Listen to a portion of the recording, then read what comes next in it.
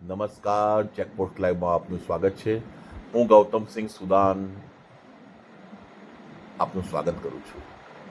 આપ આજે જોઈ રહ્યા છો તે વિડીયો છે નડિયાદના સાંજના 8 વાગ્યાની આજુબાજુના. બરાબર. હવે આ તમે જુઓ, બસ સ્ટેશનની બાજુનો રોડ છે. જુઓ, રસ્તામાં લારીઓનો ખડકલો આપ જોઈ શકો છો. એવી જ રીતે હમણાં સંતરામ રોડ આવશે, વ્યાયામશાળાનો ખાંચો કે વ્યાયામશાળા બાજુ જવાનો રસ્તો, બરાબર છે, રુદ્ર હોસ્પિટલ બાજુ જવાનો રસ્તો, જૈન સાની હોસ્પિટલ બાજુ જવાનો રસ્તો, બરાબર. અને એ રસ્તો હમણાં આવશે, હું બતાવું તમને. અને ત્યાં આ રસ્તો બરાબર છે, આ એ રુદ્ર હોસ્પિટલ બાજુ જવાનો રસ્તો. જુઓ, રસ્તામાં ખડકલો. આ મહાનગરપાલિકાની બહારની સાઈડનો વ્યૂ છે. હવે આમાં એક કોઈ એન્જિનિયરે એવું ભાષણ આપ્યું છે નડિયાદના, બરાબર, આપણને નાના છોકરાને એમ સમજાવે છે કે સાંજના સમયે લારીઓ ઊભી રહે એમાં વાંધો નહીં, સવારથી લઈને સાંજ સુધીમાં પ્રોબ્લેમ છે. આ એના જેવા જ માણસો છે કે જે કોરોના વખતે એવું કહેતા હતા કે રાતે ફરીએ તો કોરોનાનો ચેપ ના લાગે, બરાબર. મહાન વૈજ્ઞાનિકો બે હતા ગુજરાત રાજ્યના, જેમણે એવું કહ્યું હતું કે રાત્રે ફરો તો કશું ચેપ ના લાગે, દિવસે ફરો તો ચેપ લાગે.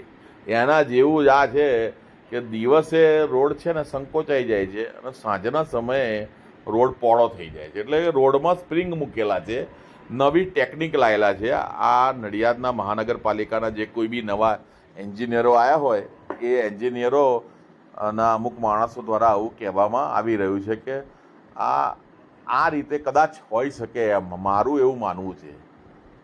એમના સ્ટેટમેન્ટ ઉપરથી એવું લાગે છે કે સાંજના સમયે અંધારામાં રોડ પહોળા થઈ જાય અને સવાર પડે એટલે રોડ સંકોચાઈ જાય. અને ભાઈ, અમને પણ થોડું શીખવાડો, થોડું ખબર પડે તો અમને પણ એવી સ્પ્રિંગ લાવી આપો તો આપણે શું છે કે બીજે નાના જગ્યાએ ગામડાઓમાં અને બીજા રૂરલ એરિયામાં આપણે હવે સ્પ્રિંગવાળા રોડ બનાવીએ કે સાંજના સમયે પહોળા થઈ જાય અને સવારના સમયે પાછા સંકોચાઈ જાય. એટલે આ બહુ જબરદસ્ત ટેકનિક કહેવાય. એટલે આ બાબતે જરા વિચારવાનું રહ્યું. હવે આ બાબતે આગળ નડિયાદના સત્તાધીશો જે કરે ખરું, પણ આ તમે જોઈ શકો છો દબાણ છે જ, દેખાય જ છે, બરાબર. આ લોકો કશું કરતા છે નહીં, મોટી મોટી વાતો કરે છે, વાતોના વડા બનાવે છે, દાલ વડા બનાવે છે ને ખાય છે, વાત દબાઈ દે છે. એક દાડો તો તમારો ભંડો ફૂટશે.